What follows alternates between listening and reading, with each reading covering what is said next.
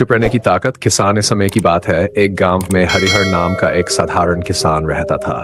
हरिहर गरीब था, लेकिन उसका दिल सोने जैसा था।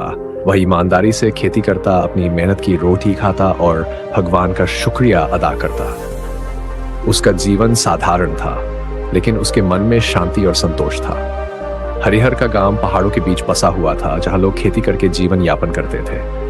गांव के लोग मेहनती थे, लेकिन उनमें एक बड़ी समस्या थी। वे छोटी छोटी बातों पर झगड़ते रहते थे।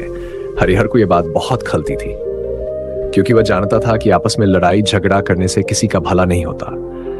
गांव के लोग हरिहर को चुप रहने वाला कहकर ताना मारते थे, क्योंकि वह कभी किसी के झगड़े में नहीं पड़ता था। लोग उसे कायर समझते थे, लेकिन हरिहर कभी इसकी परवाह नहीं की। वह जानता था कि शांत रहना और सही समय पर बोलना यह किसी कायरता का नहीं, बल्कि एक समझदार व्यक्ति की पहचान है।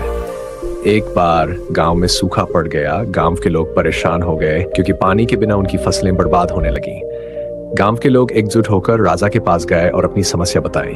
राजा ने उनकी बात सुनी और कहा, तुम लोग आपस में मिलकर एक बड़ा तालाब खुदवाओ, ताकि बारिश का पानी उसमें जमा हो सके और सूखे के समय काम आ सके। गांव के लोग मान गए और तालाब खुदवाने का काम शुरू हो गया। सबने मिलकर मेहनत की और धीरे धीरे तालाब बनकर तैयार हो गया। लेकिन जब तालाब बनकर तैयार हुआ, तब एक नई समस्या खड़ी हो गई। गांव के लोग आपस में झगड़ने लगे कि तालाब का पानी किसके खेत में जाएगा और किसके खेत में नहीं। हर कोई चाहता था कि पहले उसका खेत सींचा जाए। झगड़ा इतना बढ़ गया कि लोग एक दूसरे पर हमला करने को तैयार हो गए। कोई भी समाधान नहीं सूझ रहा था। तब गांव के मुखिया ने हरिहर से सलाह लेने का सोचा, क्योंकि उसे हरिहर की समझदारी और शांति की ताकत पर विश्वास था। मुखिया ने हरिहर को बुलाया और पूछा, हरिहर, तुमने कभी किसी झगड़े में हिस्सा नहीं लिया, लेकिन आज गांव के इस बड़े झगड़े को हल करने में हमारी मदद करो। तुम क्या सुझाव देते हो?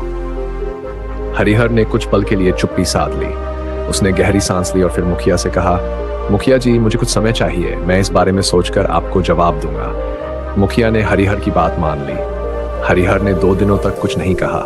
लोग उसे देखकर और भी चिढ़ गए कि इस आदमी से क्या उम्मीद की जा सकती है जो कभी कुछ बोलता ही नहीं।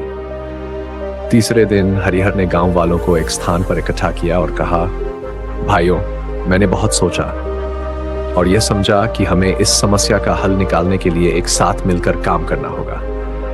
अगर हम एक दूसरे के खेतों को प्राथमिकता देंगे तो सभी का भला होगा।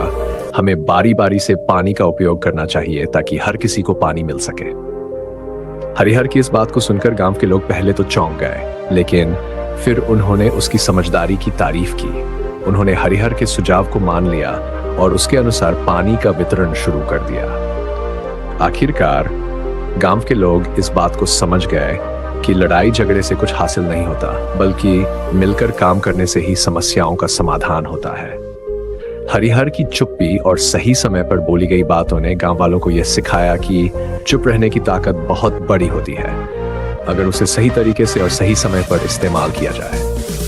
उस दिन के बाद गांव में हरिहर का सम्मान बहुत बढ़ गया। अब लोग उसकी सलाह के बिना कोई बड़ा काम नहीं करते थे। गांव में एकता और शांति स्थापित हो गई और हरिहर की समझदारी का असर गांव के हर व्यक्ति पर पड़ा।